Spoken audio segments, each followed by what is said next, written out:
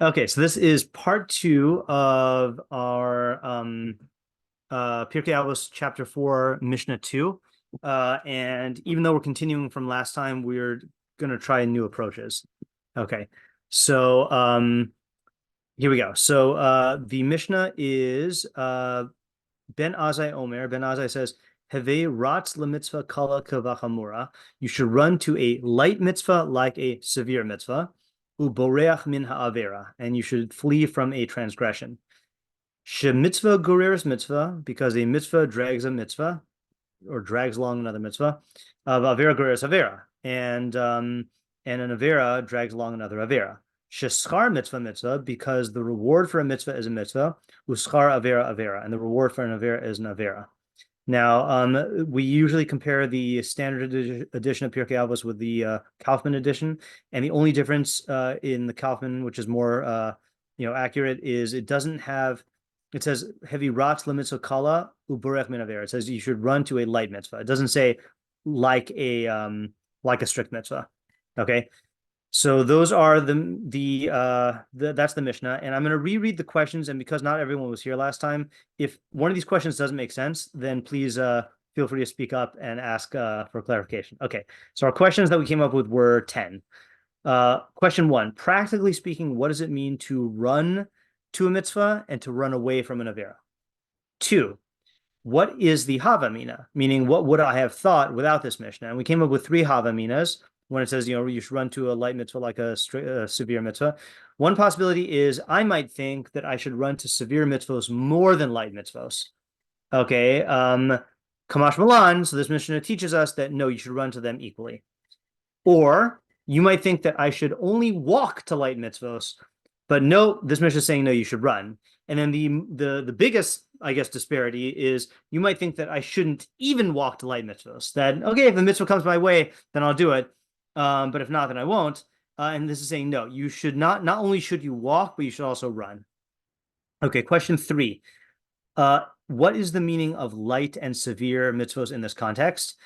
Is it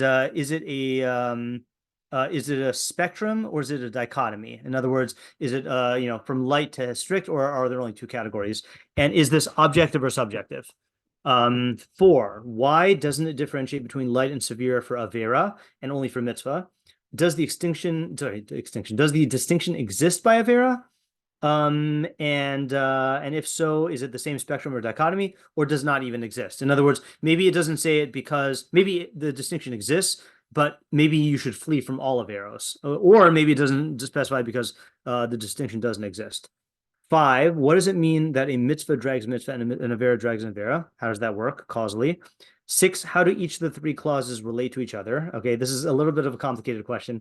Okay, so we came up with 3 possibilities just for the question. You could say the dragging clause is an explanation for the running clause, and the reward clause is an explanation for the dragging clause. So what would that mean? It would mean you should run to a light mitzvah like a severe mitzvah and run away from an aveirah because a mitzvah drags a mitzvah and an aveirah drags an aveirah. And the reason for that is that the reward for a mitzvah is a mitzvah and the reward for an aveirah is an aveirah. Okay, so each, A because of B and B because of C. Okay. The other option is that the dragging clause and the reward clause are 2 separate explanations for the running clause, meaning you should run to a light mitzvah like a severe mitzvah and run away from an aveirah for 2 reasons. A, because a mitzvah drags a mitzvah, and B, because of the reward for a mitzvah is a mitzvah. Okay, and then the third possibility is that this is the most complicated one, that the dragging clause is an explanation for the mechanics of the running clause, but the reward clause is the reason for the running clause, okay, which means you should run to a light mitzvah like a severe mitzvah, and you should run away from an aveirah. Okay, how does that work? Because a mitzvah drags a mitzvah and an aveirah drags an aveirah. But the reason you should run is because the reward for a mitzvah is a mitzvah and the reward for an aveirah is an aveirah. So basically, what's the relationship between the clauses? 7, what is the meaning of reward here? Specifically, why focus on the reward for an aveirah as opposed to something else like its punishment or its loss? 8, how can he say that a reward for a mitzvah is a mitzvah? Doesn't that lead to an infinite regression? Okay, meaning the analogy I gave last time is if I tell you, do this for me and I'll give you a Schneeweiss dollar, and you say, well, what can I do with Schneeweiss dollars? And I say, oh, you can invest in the Schneeweiss market. And you say, well, what can I get from the Schneeweiss market? Oh, you can get more Schneeweiss dollars. And they say, well, what's the point of that? And I say, so you can invest in the Shnei market. In other words, if the only reward for the thing is more of that thing, like it's not actually good. In other words, you need to get to something that is actually good and not just a means to something else. So if it's just if the mitzvah is a means for reward and that reward is just more mitzvos, then that's not really a reward. 9, practically speaking, how does this reward come about? Is it natural? Is it through hashgacha? Is it some other mechanism? 10, who is the audience of the Mishnah? Is it a chassid in training, or is it even for regular people, or different for different people? Okay, so quick review of the ideas from last time. First of all, we had to just define what light and severe mitzvos are. So we said that it seems to be either personally subjective, meaning that light means that it's easy to do and severe means it's difficult to do, and that could vary from person to person. Or we said it means societally subjective, that light means that mitzvos that people basically like treat as as like insignificant or unimportant, and then severe is that people like regard it as important. Okay. So we had 2 interpretations, which we kind of like interwove together. We have Rabbeinu Yonah and the Meiri. Rabbeinu Yonah says, I'm not going to read through Rabbeinu Yonah, I'm just going to summarize it verbally here. So he says that mitzvah dregs a mitzvah and Aveirah dregs an Aveirah is natural, which means that the more you do mitzvos and habituate yourself to do God's will, the easier it's going to be for you to do more mitzvos, even if they require more work. And the more you give into your Yetzer Hara, then the easier it is going to be to give into your Yetzer Hara the next time. So that's natural. And then reward is talking about hashgacha, about God's providence, which is that the way that the brachos, he says, chas v'shalom, that this means the actual reward for mitzvos. The real reward is in olam haba. This is talking about in olam hazeh, and the way that the brachos work in olam hazeh is that the more mitzvos you do, the more Hashem removes obstacles which will then allow you to do even more mitzvos, and all of this is to get reward in olam haba. But the reward for an aveirah is an aveirah means that if you do aveiros, God will basically have a hands-off policy, and you will basically be a victim of your own actions. And whatever happens to you happens to you, and you'll end up digging yourself into a hole and removing yourself from the opportunity to get more reward in olam haba.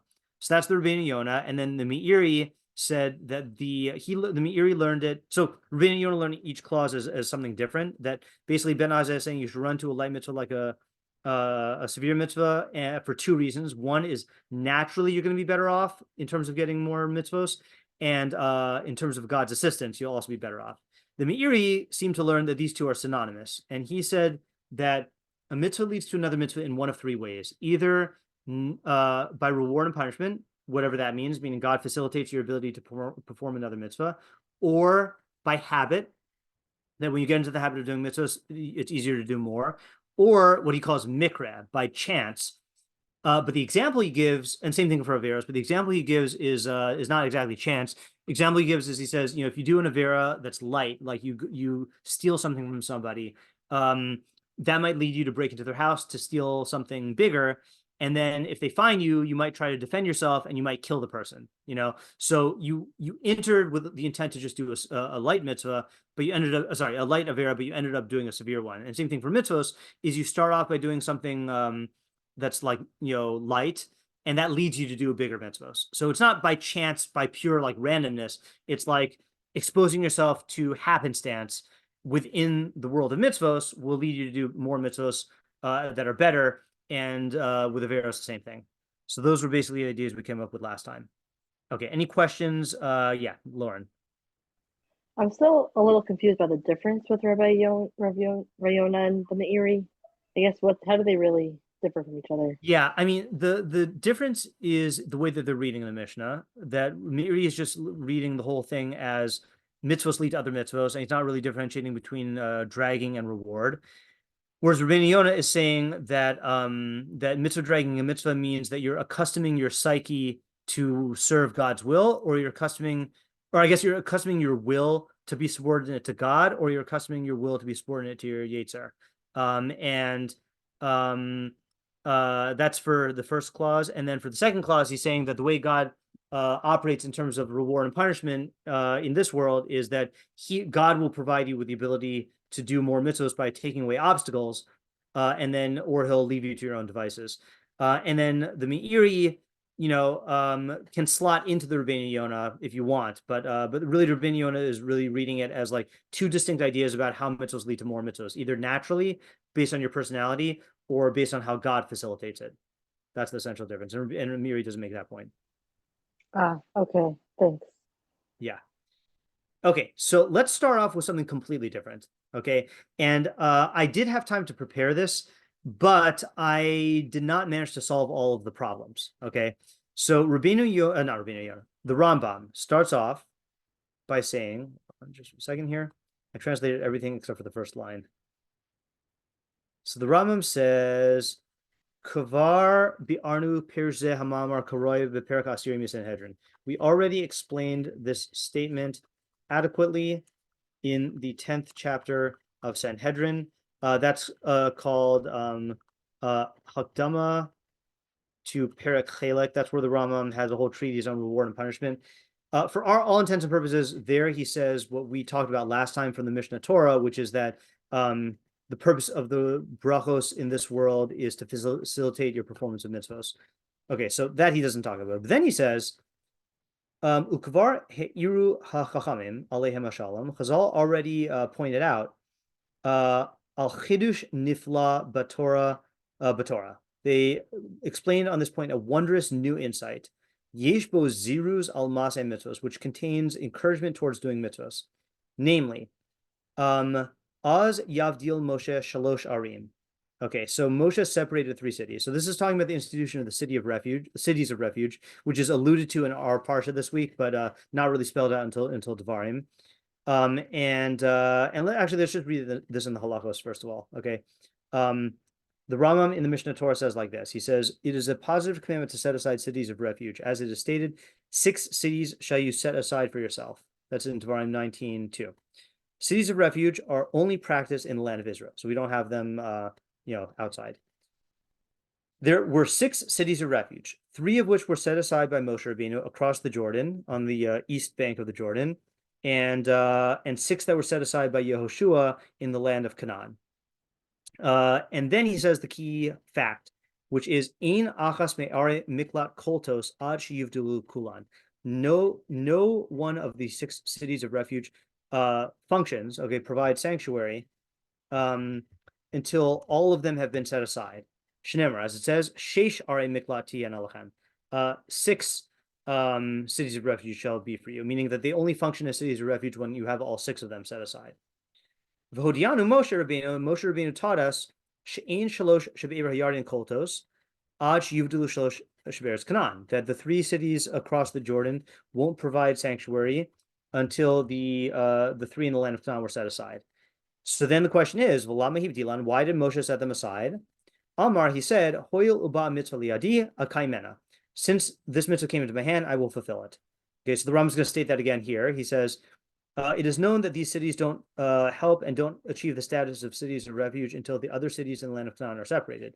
Chazal said, Yodea haya Moshe Rabbeinu. Moshe Rabbeinu knew she'ein shalosh shebe'er yarden koltos, that the 3 cities across the Jordan do not provide sanctuary until the 3 cities ad shehu shlosh be'eretz Canaan, until there are 3 in Eretz Canaan. Shneimar, as it says, sheish are miklat tiyena. V'amnam hivdil es elu lefisha amar. Nevertheless, he separated these 3 because he said, Hoyil ubas mitzvah liadi akaimena. Since a mitzvah came into my hand, I will fulfill it. So just plain shot here. Moshe did these 3, separated these 3 cities, even though Moshe was not going to go into Israel, and the full institution of the cities of refuge wouldn't be functioning until Yehoshua separated the other 3. So the question is, well, why did Moshe do this if they're not going to function? So Rambam says, "V'im ish k'Moshe Rabbeinu, if a man like Moshe Rabbeinu, masi hamitos, who grasps truths, hashalim shabashlamim, and was the most perfected possible of all human beings. If Moshe nichsaf lahosif chatzi mitzvos aseh, if he yearned to add half of a positive mitzvah, l'chol ma'aloso v'ushleimuso, despite all of his, or not despite, I guess, with all of his virtues and perfections, ma roy la'asher nitzta'aru nafshosenu v'nischapska tzara'asam Taras and Venoshna. All, I translate this as all the more so those of us whose souls are blighted and whose blight has grown old. I don't know if that's the right translation, but basically like all the more so for us. Okay, so basically what he's saying is, Moshe Rabbeinu was highly perfected, and he like was eager to do even half of the mitzvah when it wouldn't have any effect. Okay, so kal v'chomer, people like us.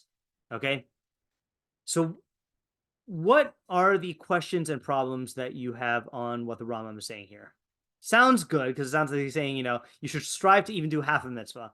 But I feel like there are a couple of problems. Yeah, Lauren. Well, I'm just wondering if it's even a mitzvah to establish, like, is it only in use once you're in Israel? So is it really a mitzvah? Is it like a separate mitzvah to make the city versus Yeah. like going to the city? Okay, so I actually intended to look this up to see how the Rambam counts this. Let me just check this out live now. So this is in Sefer Nizkin, Hilchos Shmira Roteach Shmiras Nefesh, chapter 8. So let's actually look at the Hakdama. So the mitzvah, according to the Rambam, is lahafrish are miklat ulachavin lahem haderach, to separate out the cities of refuge and to direct people on the way to them. Okay, meaning like to make the paths clear for them. So let's just read the Sefer Mitzvos. He says, in the way formulated in the Sefer Mitzvos, Hatzilush needs to be lahavdil sheish ari miklat shetiena muchanos lamak nefesh bishgaga. So the mitzvah is to set aside 6 cities of refuge that are directed, oriented for someone who strikes a soul, who takes a life unintentionally. Ulasakin esaderach alein uliyasher osa, and to prepare a road to it and to straighten it. And to not have anything in the way that blocks the guy from fleeing there. Prepare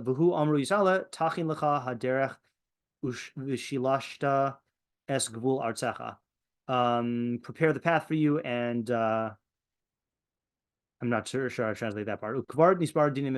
Yeah. So it sounds like there is a mitzvah to do the act of separating the cities, but the mitzvah is not complete until all of them are separated. And the analogy I would give to this is, this is not an exact analogy, but you have a mitzvah to annihilate the 7 nations of Canaan. So when Yeshua went into the land and he waged war with the Canaanites, for example, they were defeating the Canaanites, so they were involved in fulfilling the mitzvah, but the mitzvah was not complete until all 7 Canaanite people were wiped out. So it's like a mitzvah that like has a terminus, but you still are doing something when you are fulfilling it part way.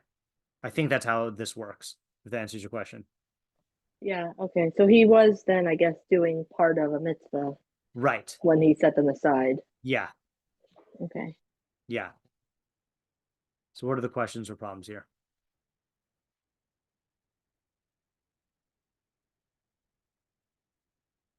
I think your question, though, is picking up on an intuition that is a question that I have.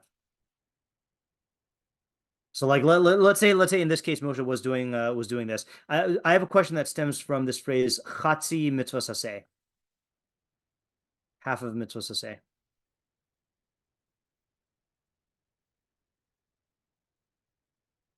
Anyone? Is that a light mitzvah or okay. Okay, so that's actually a good question.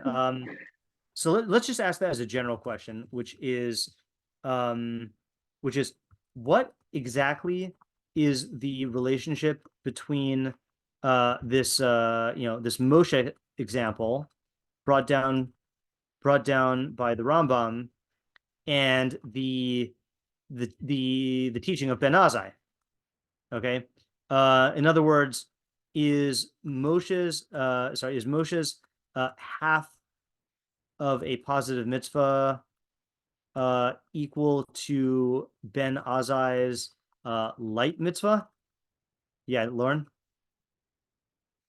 Also, I guess another question is that maybe, I don't know if this is separate, but also like this kind of sounds like the other mitzvah that we did, like when a mitzvah comes onto your hand, like don't waste it. That would make it more appropriate. But this is kind of saying like a mitzvah chases another mitzvah, but this is just one mitzvah. So I guess okay, good. Yeah. Furthermore, Ben Azzai says that one mitzvah leads to another, and the reward for a mitzvah is a mitzvah.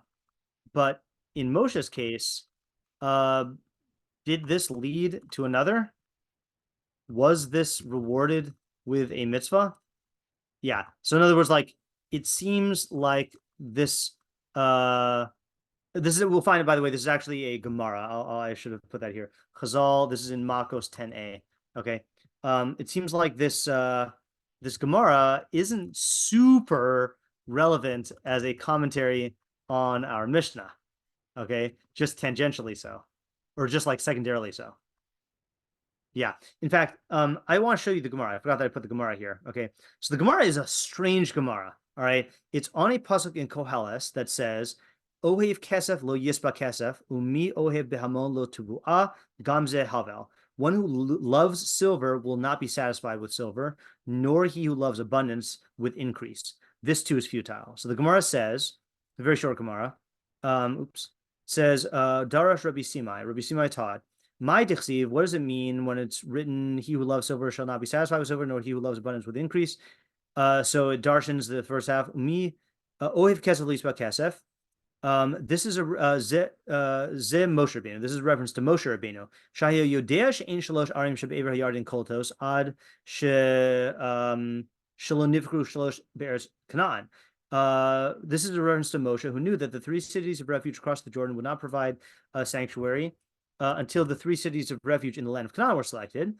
Yet, the Amar mitzvah shabaliadi akaimena. When a mitzvah comes to my hand, I will fulfill it. Okay. So I don't know about you. It strikes me as weird. Like the plain shot in Koheles is if you love money, then you're never going to be satisfied, which is a bad thing, right? And he even says, this is hevel, this is futile.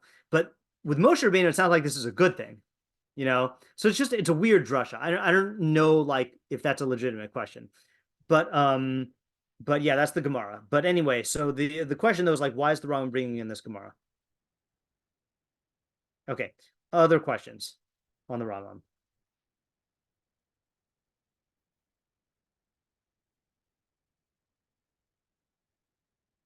Okay, I have a question which I think might have been what was bothering Lauren. Okay, what exactly qualifies as half a mitzvah in this context? Okay, so for example, Moshe was actually like accomplishing half of the mitzvah.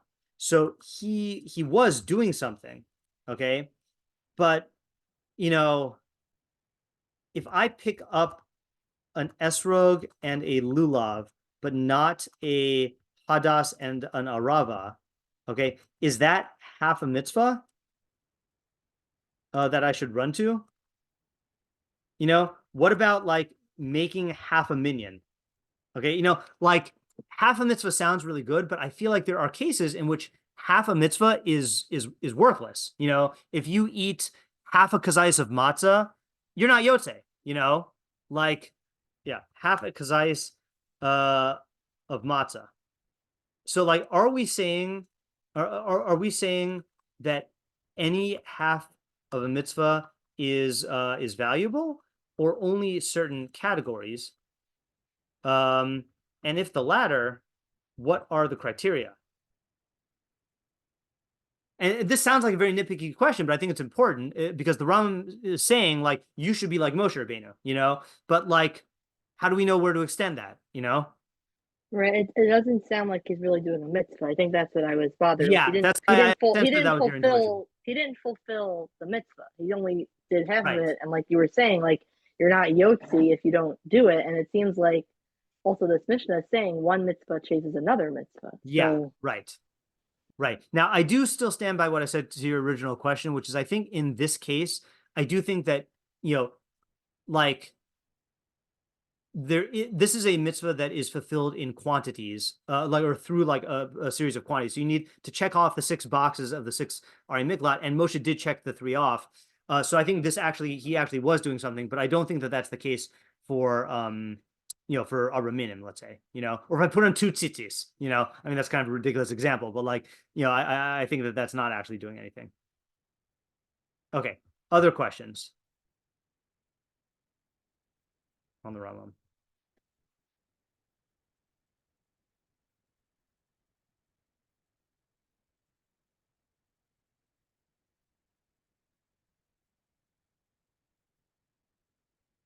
Okay, I'm going to ask a question which is kind of like challenging the Rambam's premise here. Or not challenging his premise, but he talks about Moshe, and he says Moshe was Masika emes hashalom shebashlamim. Okay, he grasped truths and was the most perfected possible. Yet he yearned to fulfill half of mitzvah, l'chol ma'alosav ushleimuso, with all of his virtues and perfections. So what I want to ask is why did Moshe go out of his way to do this mitzvah, this half mitzvah? Okay, in other words, like wouldn't his time have been better spent, learning, being involved in nevuah? Meaning, I understand for us, we need the perfection of the mitzvos, but if Moshe had the perfection of the mitzvos, then which is what sounds like the Rambam was saying. He was the most perfected possible. He had all these perfections, and he still did it. So then why did he do it? And if you're going to say, actually, let me type this out. So in other words,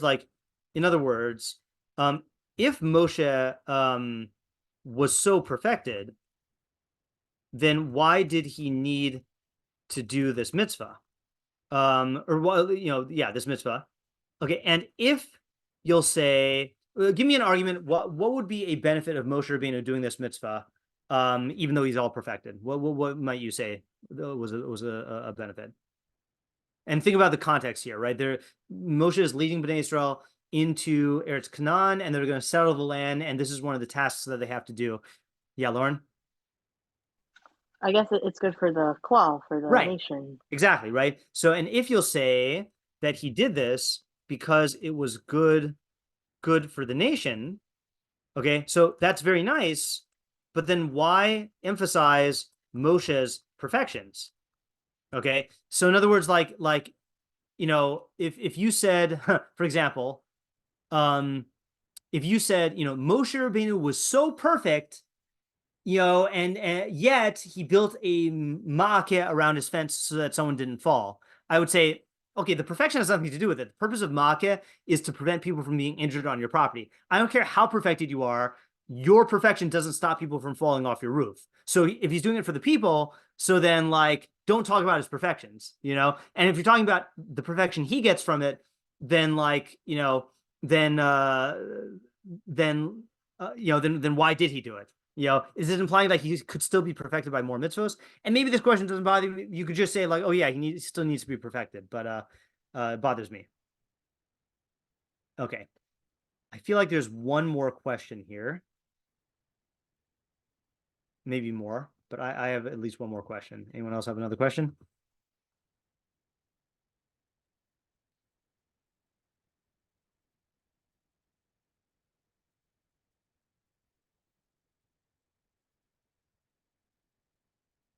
Oh, you know what? Okay. There's a much more minor question than I thought. It is funny. Okay. It is funny that he says, Hoil ubas mitzvah liadi akaimena. A mitzvah came to my hand and therefore I'll do it. That doesn't sound like running to mitzvos. That sounds like a mitzvah came to you, not you went to the mitzvah, So I'm just gonna ask that minor question. The Gemara and the Rambam say that characterize Moshe's doing the mitzvah as a mitzvah came to my hand. But that doesn't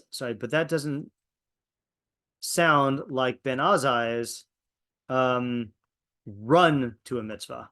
Okay. In other words, the mitzvah came to Moshe. Moshe didn't run to the mitzvah. Okay. But the main question we need to have here is like, how is this a commentary on Ben Azzai's statement? I'll post these questions in the chat. And like what questions are too long? Hold on. Let me do 2 at a time. Okay, there's that. And 3 and 4. Yeah. Okay. So so the question is like, what exactly is the Rambam teaching us in this Mishnah? And look, the Rambam starts off by saying he already explained this in Sforno, and that's really where he talks about the mitzvah Goreres mitzvah and Aveirah Goreres Aveirah. So like, what is he adding with this this Gemara about Moshe Rabbeinu? And the trick here is to like try to look beyond, you could just say this is a cutesy thing of like, look, Moshe was eager to do mitzvah, so you should be also, but I don't take the Rambam for giving ideas like that, like he's teaching us something here about mitzvos.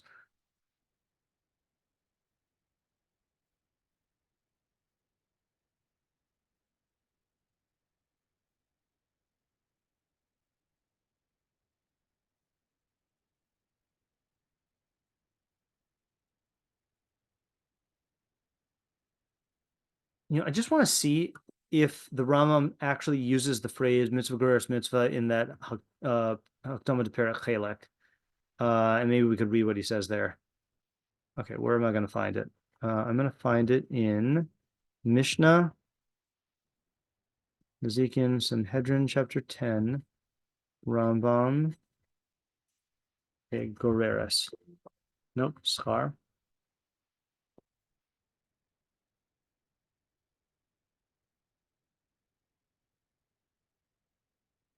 Yeah. Okay. So he says, I mean, you really need to go through the whole thing. But I'll just read the relevant part here. So he says, Avahavtachos v'hefkan hamurs b'Torah, the promises in the Torah and their opposites, meaning the brachos and the klalos, inyanan kamoshe varlecha, they are as I will explain to you. V'kachu, and this is how they are. Shehu omer lach im t'kayim es mitzvos halalu as reka al kiyuman v'hashlemus bahen. If you fulfill the mitzvos, these mitzvos, I will help you in their fulfillment and in the perfection in them. The esalik me'alacha kol ha'ma'atzorim, and I will remove from you all obstacles. It's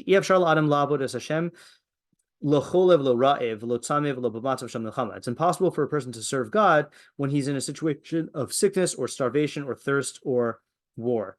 Therefore, God promises the removal of all of these. And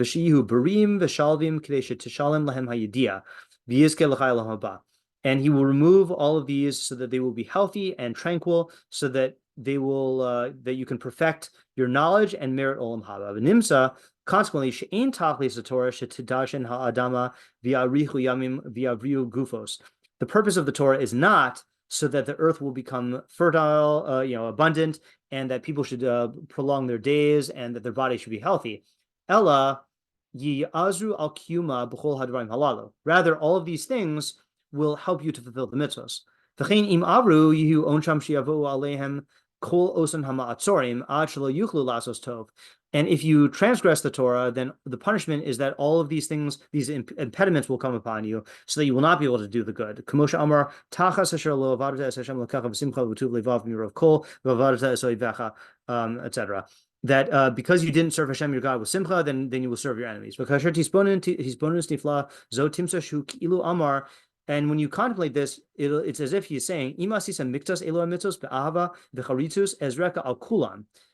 If you do some of these mitzvos with love and diligence, I will help you with all of them. By removing all obstacles and impediments. If you abandon some of the mitzvos, mitok zilzul, out of negligence or degradation, I will bring upon you impediments that impede you from doing all of them, until the point where you will not attain perfection or perseverance. That's what they mean when they say our Mishnah.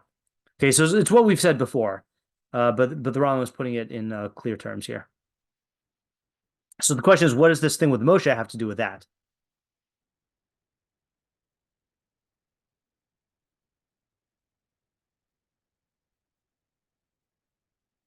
I have an answer. It's just very simple. So I don't know if I'm missing something, but anyone have any ideas or intuitions?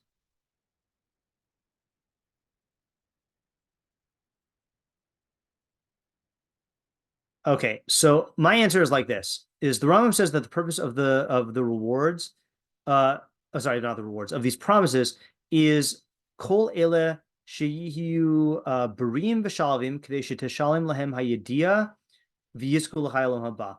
All of this is so that you should be healthy and tranquil, so that you should perfect your knowledge and merit life in olam haba. Okay, hold on a second. Since Ayala just came, Ayala, I'm going to copy and paste the Rambam's commentary in the chat. This is what we're working on in the chat. And yeah, okay. So Thank you. hold on just a second here. Cortana. Who wants Cortana? In other words, the purpose of these rewards here, sorry, I keep saying rewards. The purpose of these brachos is to basically facilitate your ability to perfect your knowledge and get olam haba. So maybe what the Rambam is saying here is that even Moshe Rabbeinu, Moshe Rabbeinu still, he's the most perfected person who ever existed, but Moshe can still gain more knowledge because knowledge of God is infinite, and we're always like getting closer and closer. So maybe the idea is just that Moshe Rabbeinu, even for a Moshe Rabbeinu who does have a lot of truth, fulfillment of the mitzvos will still be the mechanism by which God removes impediments. In other words, Moshe Rabbeinu still faces impediments, and if he does mitzvos, then God will remove those impediments. So if Moshe still sees value in doing these mitzvos in order to remove impediments to his knowledge, then all the more so for us, for people like us who don't have the knowledge that Moshe has, we definitely need these mitzvos to remove our impediments. And Moshe is on a high level of hashgacha where God is watching over him, yet apparently still there are still impediments that could prevent Moshe from pursuing more knowledge. And the key to removing those is mitzvos. I don't know if that's too simple of an idea. So that's my answer to the question of question one, which is that even for Moshe, then one mitzvah leads to another mitzvah, and this this rewards him with the removal of those impediments. And this also answers question number three, which is for someone like Moshe Rabbeinu, involvement in knowledge is the main thing. But if doing mitzvos will get you a closer opportunity, more opportunities for pursuing knowledge, then that's what Moshe would do. Yeah. Any responses? Are these questions on the Rambam's Yeah, commentary? these are just questions on the Rambam. Yeah. Okay. And then you're just answering based off of like just a new idea? I was answering based off of just reading the Rambam and the Pirush HaMishnayos, which he references, and just this is my own understanding. Yeah. Okay. The only question that this doesn't answer really, I think, is question two. Yeah, Lauren? Well, yeah, I guess I'm still kind of confused. How is it running to another? Like, I guess because you're saying it's going to lead to more perfection. Is that what Yeah, you're I saying? mean, the Running minor is? question is an interesting one. I think we could dismiss it by saying that in this case, Moshe encountered the places for these three cities on his way into Eretz Yisrael. But if he didn't, apparently he would have run there anyway. In other words, he would have gone out of his way to try to do this. So is it? So are you saying that like when it says the mitzvah cause another mitzvah, are you saying that means like mitzvahs cause more perfection towards I'm Olam saying Haba? that based on the Rambam and Chelek, mitzvos are the more mitzvos you do, the more Hashem will remove impediments to knowledge of God. And Moshe needs knowledge of God, even though he has a lot of knowledge of God. So even this mitzvah, yes, this mitzvah helped Klal Yisrael, but this also being involved in this mitzvah also is a cause for God removing impediments for Moshe seeking more knowledge of God. Okay. Yeah, I think I'm still like confused with how it's explaining the Mishnah. Like, Well, I guess, it's consistent. Remember, so what we just did, just to clarify, also, the Rambam says we already explained this statement adequately in the chapter 10 of Sanhedrin, which is what I just read. Okay, and then this new part is him adding to what he said in chapter 10 of Sanhedrin. So the question is, how does this add to it? It shows the extent of it, which is that I might think that an ordinary Joe Schmo is beset by sickness and enemies and poverty and and all these other things. But if an ordinary Joe Schmo wants those removed, then he should do mitzvos, and then those will be removed, and he'll be able to be involved in chachma and knowledge of God. But Moshe Rabbeinu doesn't need that hashgacha to remove those impediments for knowledge of God. He could just be involved in knowledge of God in general. So that's why the Rambam is telling us, no, even Moshe Rabbeinu still sees value in doing mitzvos in order so that God will remove more impediments to be more involved in knowledge of God. And to me, that is a chiddush. okay. I think I just forgot what he was saying in Chelek, I guess, in the Right. Hakdama in Yeah. there. But so I guess what he's saying is that, so this is like involving more of Hashem, and Hashem rewards a person with more opportunities to gain Right. that perfection. Exactly. When And he does, when he does by a the way, this mitzvah. is the same way that Rabbeinu Yonah was learning schar mitzvah. Ah, okay. So it's really bringing in the Hashgacha from Hashem to help Yes. you. Yeah, right. And that's sorry if I didn't make that clear. That's what the Rambam says, the haftachos, the promises, and their opposite, they're said in the Torah. That's talking about God. That's what he says, im shu'omer lecha im t'kaim es mitzvos halalu. God says, if you fulfill these mitzvos, as reka al kuman, I will help you in fulfilling them. Vashlemus behen ve'esalik me'alacha kol ma'atzraim, and I will remove from you all of the impediments. Shiur sharladim, and then that will allow you to get knowledge and get olam haba. Yeah, Ayala? So is it saying that the reason that the mitzvos lead to this knowledge is because is this knowledge, I guess, the new knowledge that you'd be gaining, that Moshe, let's say, would be gaining of God because these impediments were removed from him? Is that only knowledge that someone on the level of Moshe Rabbeinu would need help gaining, or can this even be referring to knowledge that is it possible that there's knowledge that we could gain without God removing the impediments, or any knowledge that we're gaining is because God is helping us do that? I mean, my understanding of it is that if you are not in line with God's will, then you're just subject to the laws of nature, So it's possible, let's say, if you live in America, and then I'd say you can get pretty far just under the laws of nature. If you're in the Congo, it's gonna be very difficult. If you're in a war with Hamas, it's gonna be very difficult, So it's you're kind of dependent on the circumstances. Yeah, and as for what would have happened to Moshe if he didn't do this, not sure, but apparently he thought that this was that even in the last days of his life, he did this towards the end, then he felt that there's still more, there's still, I would still be aided by the hashgacha if I take the time to do these mitzvos, and then I'll get more opportunities for knowledge of God. Yeah, Vanessa? And I was in the car, so maybe I understood some key point. I'm just confused by this entire example.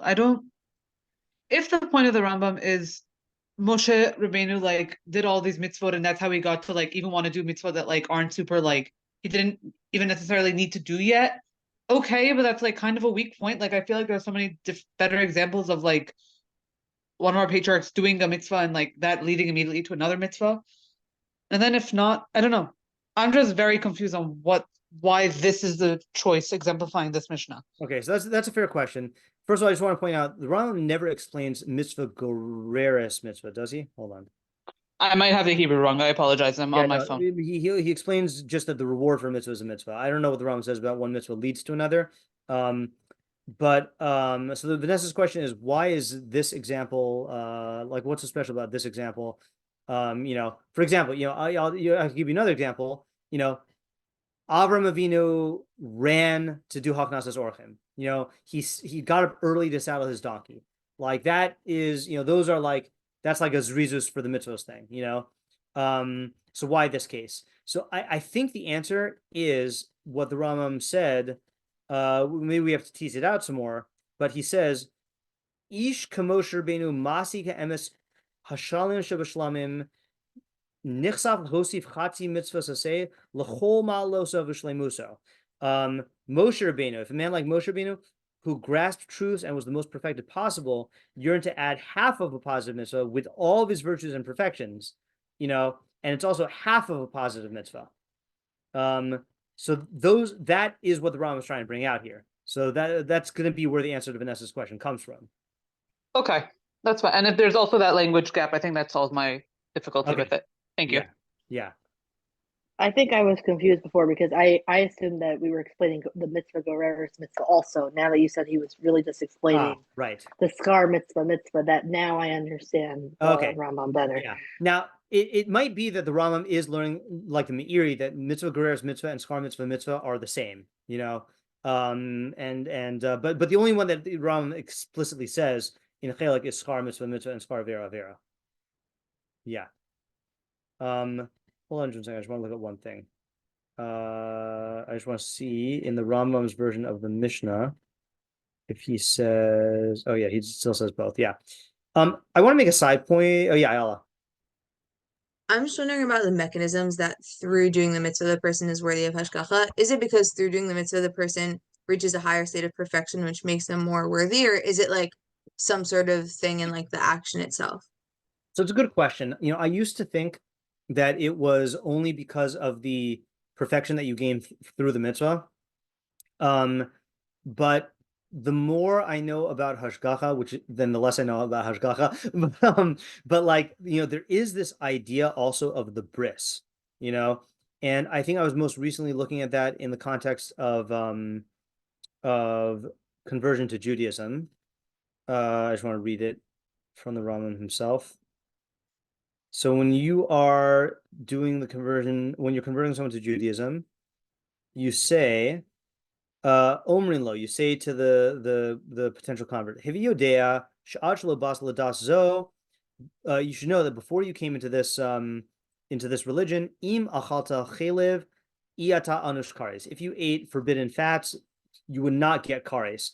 Im chilata Shabbos, if you did not, if you violate Shabbos, iata anush skila. Then you would not be punished with stoning. But now that you've converted, im achalta chelev, if you eat chelev, ata anush kares. Im chilata Shabbos, ata anush skila. If you eat chelev, you get kares. If you violate Shabbos, you get skila.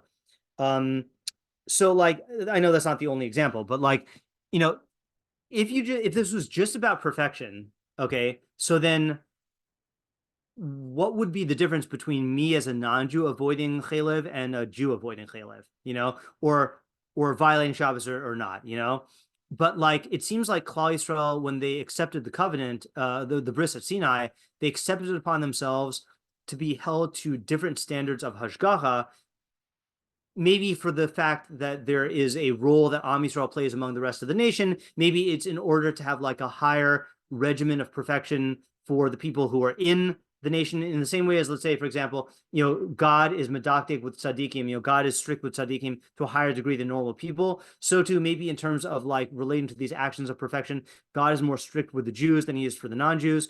So it seems like there are other reasons that the hashgacha interacts differently with us beyond just the pure intellectual and midos perfections that we have, and that would explain why someone like Moshe Rabbeinu, if it was just about perfection, then I don't think separating Ari Miklat is going to help Moshe's perfection. But if it's about participation in the bris and fulfilling the mitzvos, then even Moshe Rabbeinu is subject to that.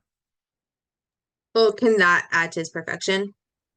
Participating in the bris and fulfilling? Right. So that could add to his perfection. The only reason I'm hesitant to say that is because then I don't know why the Rambam would emphasize Moshe's perfection here. I think this was before you came on. I said that if the reason why Moshe did this mitzvah is to help Klal Yisrael, then he should say then it would be irrelevant that Moshe was so perfected. So yeah. I want to make a side point here. I think Oren asked me this question. He said, Rabbi Shneimos, you're always saying that when it comes to like, your Torah and mitzvos, you should be selfish. Where do you get that from? So I got that from Rabbi Moskowitz, but I think this is a good example. I feel like there are a lot of people who would let's say would allow, like, who would say, let's say like you're a tzaddik, and like some kid has is near you, and like you have the opportunity to do a mitzvah and the kid has the opportunity to do the mitzvah. I think people like intuitively feel like, oh, you should let the kid do the mitzvah, but you see Moshe did this himself, right? Now Moshe could have let Yehoshua do it, he could have let the people do it, but no, he did it himself, right? So Moshe was selfish. So I'm not saying that like philosophically proves that you should do that, but I think it's a good example of Moshe Rabbeinu being selfish when he could have let Yehoshua do it, especially because Yeshua was going to take over the mantle of leadership, and then Yeshua would have gotten all the mitzvos of the all six cities of refuge. Okay. Does the Rambam say somewhere that Yeshua could have done it? Did I miss it? Do you say that? Say again? How do we know that Yeshua could have also done it?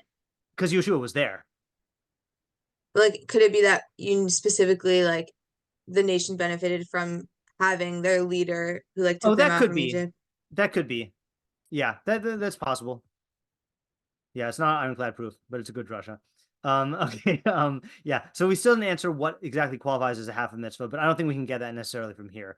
I would just say that, like, based on what we're saying here, in order to be significant, it does have to halachically register, or it has to give you perfection. So I think picking up a lulav and an esrog and not doing the other four species, I don't think that does either. Like, that's not halachically anything, and I don't think it philosophically perfects you, except insofar as thinking about the mitzvah. But you could do that through learning. Yeah, Lauren. So just to clarify, it's not that him doing this mitzvah led to a greater understanding of God. It's to be that because he's doing every mitzvah that he can do, God will reward him with giving him more knowledge. That's what I think. Is that okay? That's how I'm understanding it, and I'm getting that from the Rambam, leading with quoting his explanation from the Chelek. Yeah. Okay. Next, let's do. Hold on just a second here. Yeah, see, the Rashbat quotes the Rambam and says something slightly different. He says, V'im Moshe Rabbeinu nizdaras b'chati mitzvah la'asos osa k'dei lahosif scharo v'alfa pishaya scharo merube k'moshe nemar rav lach al tosef u'pirshu razal harbe sachar tzafun lach k'moshe nizkar b'rishon misota koshkein sheshar b'nei adam tzrichen lizdaras b'mitzvos.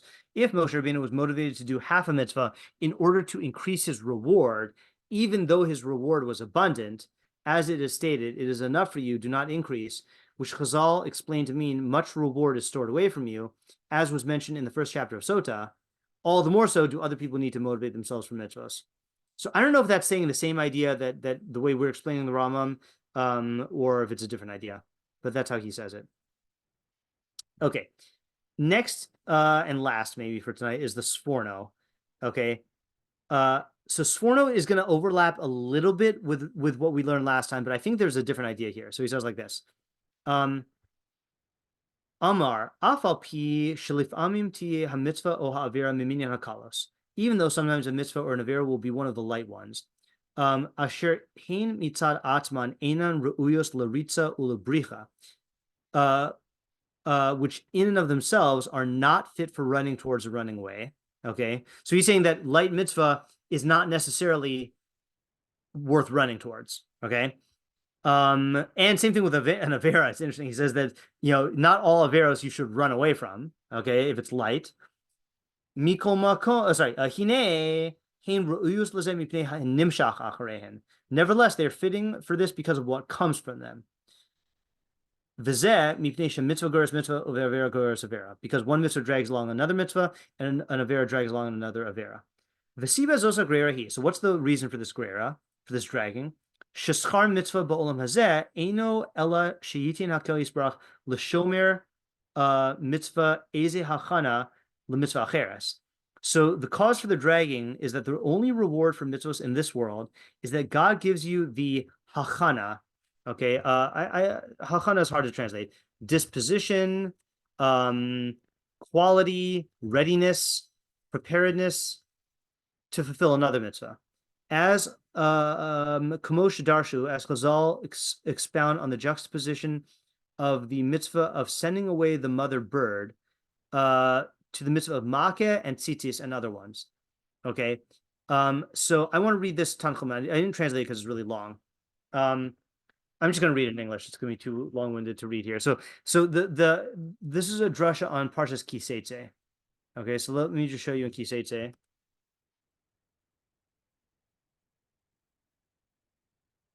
So Kiseitze is one of those parshios that has just a ton of mitzvos.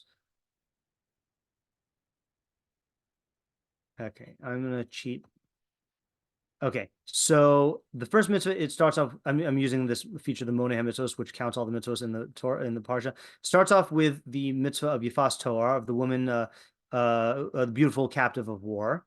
Okay, and goes through those. Then it talks about what you do with your inheritance when you have two wives and the son of the favorite wife and the son of the not, the wife who you don't like. Then goes from there to the Ben Sora Umore, the wayward and rebellious son, and what you do with him.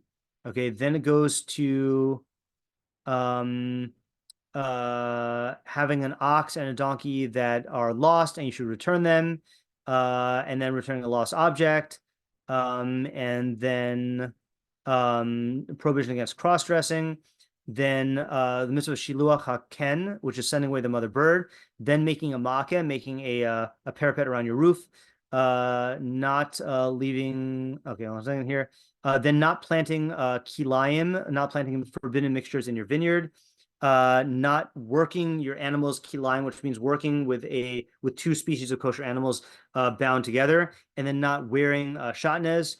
Okay, so it sounds like a random collection of mitzvos, okay? But this Midrash Tנחomã says as follows. It says, our rabbis taught one mitzvah leads to another mitzvah and one aveiros leads to another Aveirah. As it says, if you see in war a captive, it says you shall shave her head and she shall she shall shave her head and let her do her nails or whatever, in order that she not find favor in his eyes. What comes afterwards? It says when a man has two wives, one who's loved and one who's hated. Two of them who are in the house will lead to fighting in the house. Not only that, one of them will be loved and one of them will be hated, or both of them will be hated. What is written after that? It says when a man will have a son who is wayward and rebellious. You learn from here that anyone who marries a Yifas Toar is going to have offspring who is a Ben Sora Umore, because that's what happened with David. Okay, and then he goes through a whole thing with David. Oh, I'm going to skip that. Okay. Then it says, hold on. Okay, then it says,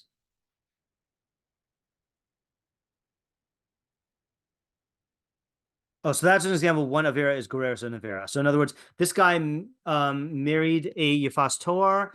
That led to him favoring one wife over the other, which led to him to raising one of the kids as Ben Sora Umore, which led to Ben Sora Umore being put to death. Okay, then here's the mitzvah example. Mitzvah Goreres mitzvah, as it says. This one I'll read. When you encounter a bird's nest before you, shalech tashlach, you should send away the mother bird and then take the young or the eggs. In order to prolong your days, that'll be good for you and you'll prolong your days. Acharav maksiv, what is written afterwards? Kisivne bayis chadash, when you build a new house. Tizkeh livnos bayis chadash v'lasos makeh. So what does that imply? It implies that if you fulfill this mitzvah of sending away the mother bird, then you will have the merit to get a new house, and that will allow you to build a makeh, to build a parapet around your roof. Maksiv acharav, what is written after that? Lo tizra karmecha kilayim. Don't plant kilayim, forbidden mixtures, in your vineyard. So what does that imply? Tizke lekeren v'lizra sadeh. This implies that if you fulfill the mitzvah of makeh, then you will merit a vineyard and to plant a field. Maksiv acharav, what is written after that? Lo tachrosh b'shor uv'chamor. Don't plow with an ox or a donkey. So what does that imply? Tizke l'shvarim v'chamorim, that by keeping the mitzvos of kilayim in in the vineyard, then you're going to merit to own oxen and donkeys. Maksiv Akarav, what is written afterwards? Lo tilbash shanes, don't wear a forbidden mixture. So what does that imply? It implies that if you refrain from doing kilayim with plowing with your ox and donkey, tizke lebegadim naim min semer lebegadim naim mipishtim, then you'll merit nice clothing made out of wool and linen. Maksiv Akarav was written afterwards, gedilim taselach, make fringes for yourself. Tizke mitzvos tzitzis. So if you keep the mitzvah of shanes, then you'll merit the mitzvah of tzitzis. Maksiv Akarav was written afterwards, ki yikach ish isha, when a man takes a woman as a wife. Tizke liisha levanim. So this implies that if you keep tzitzis, then you'll merit a wife and children. Harilomanu, you learn from here, mitzvah goreres mitzvah of Aveirah goreres Aveirah. You learn from here that one mitzvah drags along another, and one aveiros drags along another. Lefikach, therefore, nismichu parshios elu zo lazo, and that's why all these parshios are connected to each other. So that's the Tנחomא that the Sforno references, and then he ends off by saying, so he summarizes. He says, "Hamore, this teaches shebekium mitzvos shiluach haken yizke ha'adam lahachanas kium hamitzvos hasmuchos la." That by hold on just a second. I'll copy this translation. That this teaches that by fulfilling the mitzvah of sending away a mother bird, a person will develop a hachana, a disposition, quality, readiness, preparedness to fulfill the mitzvos that are adjacent to it. V'chein sachar v'tanu haveira. So too with the reward and the enjoyment of an aveira, ba'olam hazeh, in this world, muchan el aveira acheres, will lead you to a disposition. Hold on a second. We'll leave a hachana, a disposition, quality, readiness, preparedness for another aveira, as it says. I'll just read this in English. Lest you make a covenant with the inhabitants of the land and prostitute after their gods and sacrifice to their gods, and he call you, and you eat from his sacrifice, and you take from his daughters for your sons, and their daughters prostitute after their gods, and cause your sons to prostitute after their gods. So in other words, it's going to start off with you making a covenant with the avodah zarah in the land. Then you'll end up sacrificing to their gods. Then they'll invite you over, and then you'll eat from their sacrifice. And then as a result of that, your kids are going to mingle, and then your daughters and sons will marry each other, and then your grandkids will be avodah zarah. So that's Aveirah goreres Aveirah. Okay. So the question here is how is the Sforno understanding our Mishnah with all this? The first half is almost like, just sounds like what we've learned before, like with the Rambam, that, mitzvos, will give you the disposition to fulfill more mitzvos. But then he brings in this whole piece with the shliluch haken and the whole chain of mitzvos there. Yeah, Tamar? I think I missed part of shiur, but Yeah. I don't understand how Sforno is understanding the Tנחomã. I mean, I don't understand the Tנחomã. I don't know, I don't understand what mechanism it's talking about. Yeah, it sounds like a fanciful, Yeah, it sounds like kind of just like this ad hoc thing, just make up things that are good that right go with the mitzvah that goes next to it. Exactly. Yeah. And then but then Sforno seems to be saying something that's a little bit more concrete, but it just doesn't seem like it's what the Tנחomã is saying. Right. Okay, good. I think that's a sharpening of the question. Right. So let me actually write this down here. Okay, so questions and problems on Sforno. Okay, so the main question is how is he answering the questions on our Mishnah? Okay. Secondly is what kind of idea is the Tנחomã saying? Okay, it sounds like fanciful, made up,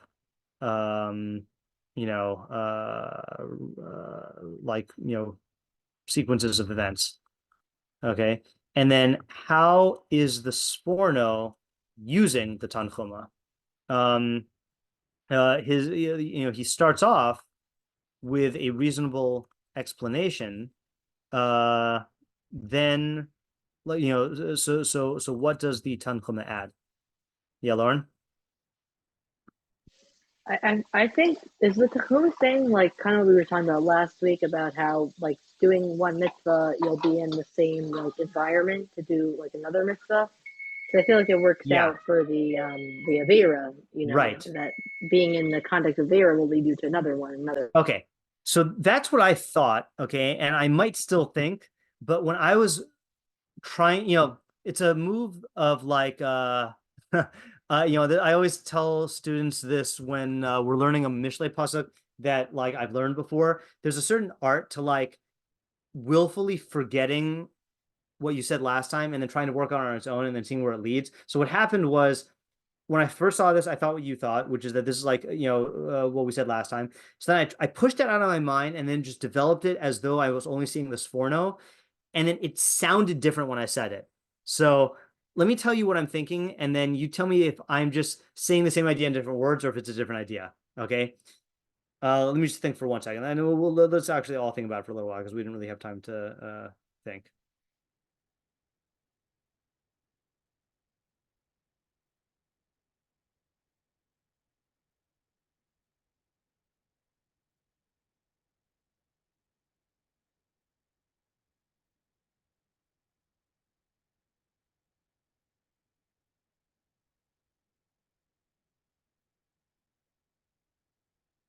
I'm going to paste the Sforno into the chat if it fits. If it doesn't fit, I won't do it.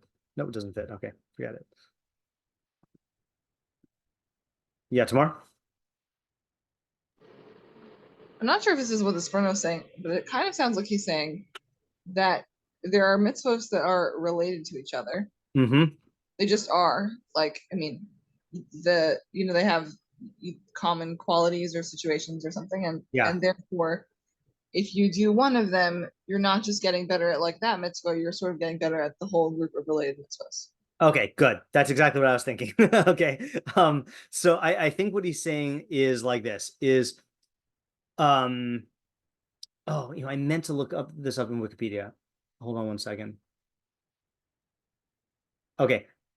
I'm gonna say this, and I apologize to anyone who's listening to this year who has any involvement in Boy Scouts or Girl Scouts, because I don't know what I'm talking about, but all I know is from like TV shows and stuff that they have merit badges. Okay.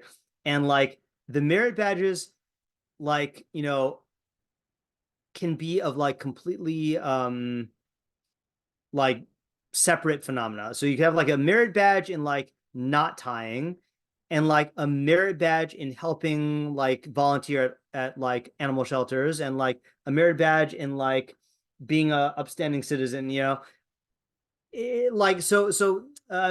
if this is true. I'm just using it as an analogy here, or Pokemon. All right, that's a non-controversial example. Okay, gotta catch them all. Okay, but catching one Pokemon like does not change you in a way that like gives you a hachana, like a predisposition to like be able to catch more another specific type of Pokemon. Okay, in contrast to Pokemon, mitzvos are not like Pokemon. Okay, with mitzvos, all the mitzvos are connected in a system, and either the life circumstances that you're in will draw you into the other mitzvos, or the categories of the mitzvos will draw you into the other mitzvos. Okay, and I'm going to give you 2 examples. Okay, one example is actually let's start with the Tנחomא example. Okay, so if you look at the Rambam's categorization of mitzvos, this is great. One of the many great things about the Mishnah Torah is he categorizes all the mitzvos. Okay, so you have 14 books. Each one deals with the category of mitzvos. So Sefer Zra'im deals with agriculture. First section in Zra'im is Kilayim, is forbidden mixtures. And then in Kilayim, there are 5 mitzvos. Okay, 1, Shlo Lizro Zra'im Kilayim, not to plant seeds of forbidden mixtures. 2, Shlo Lizro Tavua or Yerak Bekerem, not to plant produce or vegetables in your vineyard. 3, Shlo Laharbia Behema Kilayim, not to crossbreed your animals as Kilayim. 4, Shlo Lasos Malacha Bekilai Behema Ke'achad, not to do malacha with a mixture of 2 different kosher species. That's like the ox, or not kosher species, behema, like an ox and a donkey. 5, shlo lilbosh kilayim, not to wear kilayim, which is shanas. Okay, so on the surface, if you just look at these activities, the first 2 are relevant to each other. Like that has to do with planting, but then you have crossbreeding, you have working with 2 different animals, and you have wearing 2 different types of garment. Okay, however, let's say you just start by like let's say you start by keeping this mitzvah of not planting seeds of kilayim. Okay, so you start doing that, And then you're like, okay, well, I've got my garden covered, but what about my vineyard? So then you look up the halachos of kelaim, and you're like, oh, there's also halachos of kelaim for the vineyard. Okay, but then you notice, hey, there's other halachos of kelaim. There's crossbreeding. There's crossbreeding my animals. Well, what does that have to do with crossbreeding my my plants? So maybe just halakhically, you realize now that there's this whole category of kelaim that extends to areas beyond planting. Or maybe philosophically, you look into it and you realize that, let's say, according to the Rambam, kelaim is usher because it has to do with avodah zarah, and all of these things were related to practices of avodah zarah. And you now want to distance yourself from avodah zarah in all these ways. Or let's say you take the Ramban, who holds that kelaim was a type of sorcery where they would like try and manipulate nature and get unnatural uses out of it, and like that can apply in other areas. So like that draws you in, and now you've gone over kelaim, and then you realize like, oh, kelaim is part of a larger system of zra'im, of agricultural laws. So you start looking into the other agricultural laws, and like, well, I'm planting my field in this way so that I don't mix species. But then there's also peah, which is like leaving the corners of my field for the poor. And so that takes you into that. And then you get into tzedakah, and then you get into all of zra'im, and then you get to eretz, so the nature of the system is such that it brings you into other areas of the system until you can master them all. Okay, that's one example. Another example I'll say from my own life is, our family I grew up not Jewish and not religious, and our family came to Judaism gradually, initially through the Reform movement. So we started, I think probably we started Shabbos by lighting Shabbos candles. That's what I would get. I was kind of too young to remember what went on in the house, but I think probably it was like my mom lit Shabbos candles. Okay.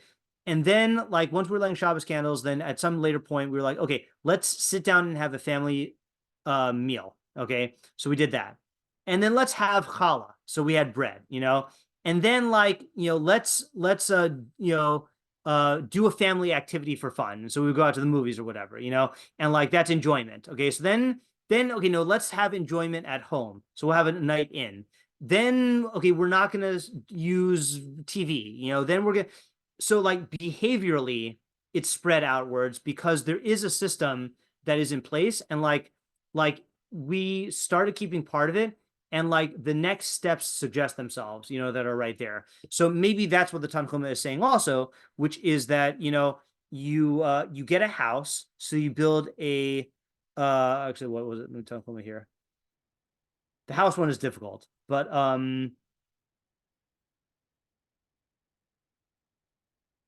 okay, well, the shatnez one's easy, right? Is not wearing shatnez, is making sure that your garment doesn't contain forbidden mixtures.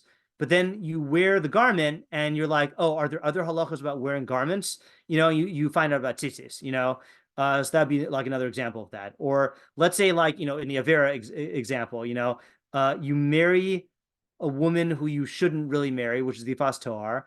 And now you find yourself in a situation where you hate one wife and you like the other one, and you have a son, and you have to think about inheritance, So like mitzvos behaviorally, mitzvos are a system that is a network. And either through the ideas or through the categories or the behavior, you're drawn from one part of the system into the other. So to me, that is different than the ideas we learned from the Meiri, because the Meiri said it's either through reward and punishment, which this is not, or through habit, which this is not, and then or through chance. Now, the chance, the way we explained it, was like putting yourself in circumstances that lend themselves to mitzvos. I think this is a slightly different idea. I think this is like the mitzvos themselves point in the direction of other mitzvos, which lead you to keep those, then those point to other mitzvos, and then you go on and on. So tell me if that makes sense, and if you think that's the same idea or a different idea, or if I'm not being clear. I think maybe the focus of it is different, maybe. Yeah, I think so also. Like the point, like the first one is maybe more about like just trying to get more and more mitzvos, but here it seems like you're trying to find perfection or discover, more knowledge of God. And I think the key word in the Sforno is the hachana, and that's why I'm like hesitant to define hachana. But like when you are doing a mitzvah, it like sets you up to see other opportunities for mitzvos intrinsically through the system, as opposed to circumstantially, purely like through the Meiri's example. Yeah, Ayala, what were you gonna say? I was gonna say that, like, exactly how does it set you up? It sounds like from the examples you were describing, it can either be like intellectual curiosity, kind of like once you're in one area, it just like will take you in further, or because I don't know, maybe like the shops example you were saying, maybe it's like some sort of like not behavior because it's not like changing your habits necessarily, but like slowly shifting your patterns. Yeah, I think so. Yeah, I think that's why I don't think that the hakana should be limited to any one mode of hakana. I think hakana is any sort of readiness that like propels you into the next step, you know? And the reason why I use Boy Scouts and Pokemon is not every system does this, you know, or not every like lifestyle does this, where you're going to be, you know, you're going to like, it's not, you know, because the Torah is a regimen, then everything is interconnected. But other areas of excellence don't necessarily point you to the next direction. Like, let's say, for example, like in business, you know, you're starting a business.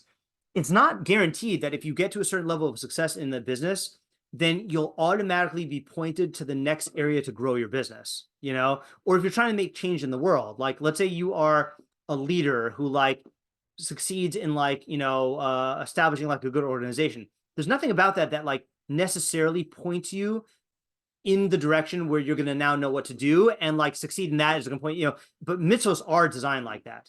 Yeah, Tamar?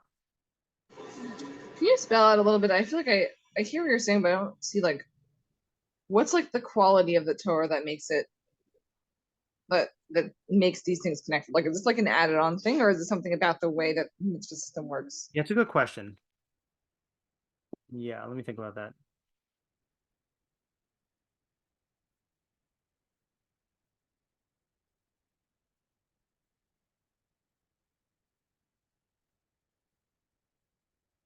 I mean, intuitively, I would say that it stems from two things. One is that halacha is a system that pertains to every single thing in life, you know? So anywhere you turn, then there's going to be halachos about it. Either let's use the Rambam's triple three dimensions of Torah. There's either going to be mitzvos, midos, or deos. You know, halacha, character traits, or ideas. You know, the Torah is going to have something to say about it. So anywhere you go, you can encounter Torah, and the Torah you encounter will bring you into other areas of Torah. That's one. The second thing is that the human being, that all of this is geared towards developing the same organism, you know, the same human being, and moving you towards the same idea of perfection. So like having both of those together means that there's going to be like a positive feedback loop, that you encounter something that like has halachos, and you like investigate that, and then that has an effect on your perfection, and then that allows you to see and explore and gives you the impetus to explore further in the system, and then that affects your perfection, and then it keeps on going back and forth and back and forth. But I think the main thing is that quality of Torah, that Torah pertains to everything and shows you how every single thing in life could be a vehicle for perfection. Does that answer your question, Tamar? I think so. I'm gonna think about it. All right, sure. Yeah, Lauren? Could he also be saying like doing like a smaller mitzvah or a lighter mitzvah will make you ready to tackle or gain more perfection from like the harder ones? Like that could be. I'm thinking about like learning, let's say, yeah. Maybe starting with like it's not easy to do daf yomi, but you're part of a system of like everybody learning, and then you just listen to that shiur, but doing that could lead you to then going more in depth in, you know, a sugya or something like that, and then you'll become like a better learner or whatever it is. So it could be with anything. That's good. Yeah, that's a good example. I actually have another example that maybe I'm only thinking about this because because of the word hachana, but cleaning your house and readying your house on Erev Shabbos. Okay, so I think that is a relatively light mitzvah, right? It's not compared to Shabbos, compared to Malacha. You know, it's d'Rabbanan. It is not structured. It doesn't have punishments associated with it. Yet, what do Chazal say? They say that whenever a person comes home from shul on Friday night, then he's accompanied by a good malach and a bad malach. And when he gets home, if he finds a a set table and a lit candle and a made bed, then the good malach says to the bad malach, may next Shabbos be like this, and the bad malach is forced to say amen against his will. But if he comes home and he does not find a set table and a lit candle and a made bed, then the bad malach says to the good malach, may next Shabbos be like this, and the good malach is forced against his will to say amen. So the idea, is based on Avram and Rambam, and the Rambam is, that this is the Yetzer Hara and the Yetzer Tov, and that it's talking about how, the way that you fulfill or fail to fulfill Kavod Shabbos, of like setting up your house to have that special feeling, will affect your attitude towards Shabbos as a whole. And Shabbos as a whole is chamor. Shabbos is one of the most important mitzvos, and using Shabbos correctly and relating to it correctly can change your life in terms of perfection, And if you view Shabbos as this special time where you can be free from the worldly concerns and be involved in learning and spending time with your family and you reminding yourself of your goals and all this other stuff, that's different than the person who resents Shabbos and sits there just doing nothing or waiting until Shabbos is over. So what makes the Shabbos mood is this mitzvah call of whether you clean your house, and prepare your house. And that can have like he says, that itself is not fit for running towards or running away from, but they're fitting because of what comes for them, because of what it does to Shabbos as a whole. Yeah. Okay. I think that is a good place to stop for tonight. There is a very long Maharal, which I read half of, and it sounded really good. But I think that's too much for tonight. And I want to move on to another Mishnah next time, B'li Neder. So let's just review what we have here. So we have the Rambam, who gave the explanation that mitzvos, that schar mitzvah means that when you do a mitzvah, God will reward you, not with a true reward, which is olam haba, but he'll facilitate your ability to be more involved in seeking knowledge in this world, which will get you a greater olam haba. And gives the example of Moshe Rabbeinu, even though he was highly perfected, still saw even half a mitzvah as a valuable thing, because doing that mitzvah would whether it's part of the bris or however the hashgacha works, will be a means of enabling him to get more knowledge, even though Moshe had a ton of knowledge. This is still something that he ran towards, and so too for us. And then the Sforno's idea is that because Torah is designed as a network that extends over every single thing in life, and everything perfects you by giving you a hachana, then any entry point to the Torah can propel you more and more and more and get you more and more hachanos that lead you to the ultimate reward of olam haba. And therefore you should run to the light ones, not because of what they give you, but because of where they take you. And you never know what mitzvah is going to give you that. In fact, I just want to read one line from the Maharal, I think, out of context, but it just encapsulates that idea really well. I think.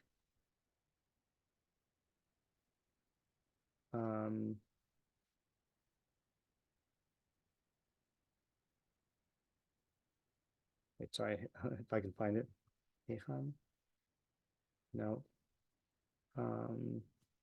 Maybe it wasn't the Maharal. Maybe it was. I mean, Maharal was definitely a good one, but maybe I'm thinking of this Mishnah's Eretz Yisrael. No, the Gra. It was the Gra. He says like this: Havirat l'mizakala b'Yushalmi perak aleph tepea orach yamim pentefales na'u magloseha lo teda. Okay, that is one of the hardest psukim Mishnah to translate. I don't know how the Gra translates it. I'm just going to open up an art scroll and hope that this is going to correspond with whatever idea the Gra says. We don't really need the pasuk, I don't think, because I want to get to his idea that he says from it. But let's just read it here. 5:6. Lest you liken the path of life to hers. Okay, to the bad woman. Her courses wander astray, you cannot know. Tell HaKadosh Baruch Hu matan scharan shel osei mitzvos. God moved the reward of those who do mitzvos, kadeshi yihu osin osan be'emuna, so that they would do them in in faith. V'sham ksiv mikol mishmar netzor libecha ki mimeno totos chaim. There in Mishnah it says, in all the ways of guarding, you should guard your heart, because from it are the outcomes of life. Mikol sheyesh lecha b'Torah hishamer. Okay, here's the line. Everything you have in Torah, you should guard. You don't know which one of these things life is going to come from. And I think that's a great way to express this idea, is that since there's so many entry points to Torah, and Torah is so good, and people are different, and individual instances of mitzvahs are different, you never know which mitzvah is going to hit the jackpot and lead you to something that's going to change your whole trajectory, and so that's another reason why you should run to the light mitzvos, like the heavy ones. Okay, so bli neder, next week we will do the next Mishnah, which is a strange one, which I have not learned. So looking forward to that. Okay, no shiur tomorrow, but everyone have a good Shabbos. Talk to you later. Thank you. Thank you. Have a Have a good good Shabbos. Shabbos. Bye.